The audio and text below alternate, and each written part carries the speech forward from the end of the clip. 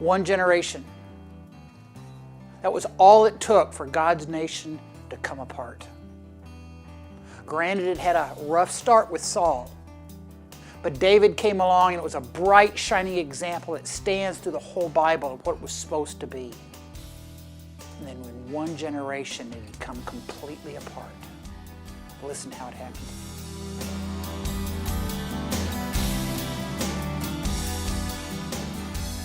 In this session, we look at what happens to God's people a couple steps down the road of this king journey that they have been on. If you remember, God's people looked at the nations around them and they said, we want to be like them, we want to have a king, and God gave in to that and gave them Saul, and Saul wasn't a very good king, and so he gets replaced with King David, and David is a king after God's own heart, a good king, not a perfect man, but a good king because he was dependent upon God and sought after God's will for him. We saw David die and David's son Solomon take over the kingdom. Solomon started really well. Great king early on, seeking the wisdom of God, but crashes and burns by the end. Intermarries and gets persuaded by these numerous wives from other nations to worship false gods. In this session, Solomon has died, and now we're going to see the results of Solomon's turning away from God. Solomon's son, Rehoboam, becomes king. We're here in 1 Kings chapter 12. Solomon's son, Rehoboam, becomes king, and the people come to him, and they say, Rehoboam, your dad was a slave driver. He was kind of a jerk.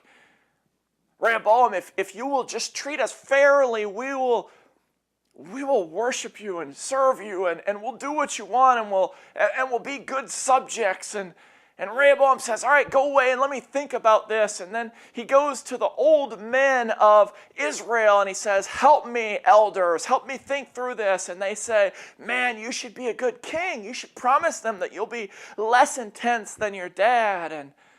And Rehoboam decides that he doesn't like that advice. So he goes to his buddies, the guys that grew up with him, his inner circle of friends, and he says, what do you all think? And they say, well, you're the king, man. You tell these people where it's at. And so Rehoboam does. Rehoboam tells them, in essence, if you thought my dad was bad, I'm going to make you understand what it means to serve your king. Now, as a result of that, the people say, no, sorry, not going to happen. And they take this military leader, Jeroboam, and they position Jeroboam as their king and this kingdom that God has promised. Remember, all the way back to Abraham, God promised that he would make them into a mighty nation. God promised King David that he would put his son on the throne forever. God promised that all of this would happen, and yet here we see a roadblock in God's plan. At least it seems that way from the human perspective, because the kingdom splits.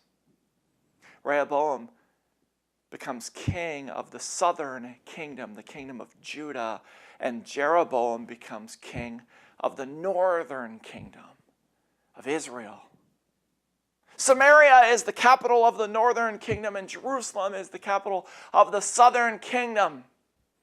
That's going to have implications later on. When we get to Jesus, you'll see Jesus talking about Samaritans and how hated they are, and yet how in the kingdom of God there's place for Samaritans. And that hatred of Samaritans comes all the way back to this moment when the kingdom is divided. See, Samaria was part of the northern kingdom. God planned this unity, this kingdom, and yet because of Solomon's sin, because of Solomon's refusal to listen to God and to do what God desired for him, instead of Solomon worshiping God alone, he listened to his wives and worshiped other gods, and now this whole thing has turned into a full-blown mess. We've got a king up north and a king down south, 10 tribes up north and 2 tribes down south. In the coming weeks, we're going to see more of the aftermath of Solomon's sin. We're going to see the playing out of this full-blown mess and its implications for God's desire to work through his people to redeem all of creation. This thing has turned into a mess because people refuse to worship the God that created them, the God that set them apart for a specific purpose. They refuse to do life the way he intended for it to be done, the way he intended for his people to live.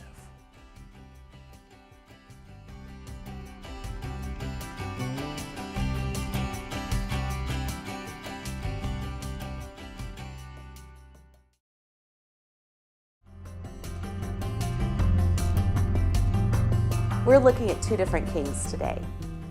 One who chose to be a godly king and one who chose to be a worldly king. One who left his nation at the height and one who left it for demise.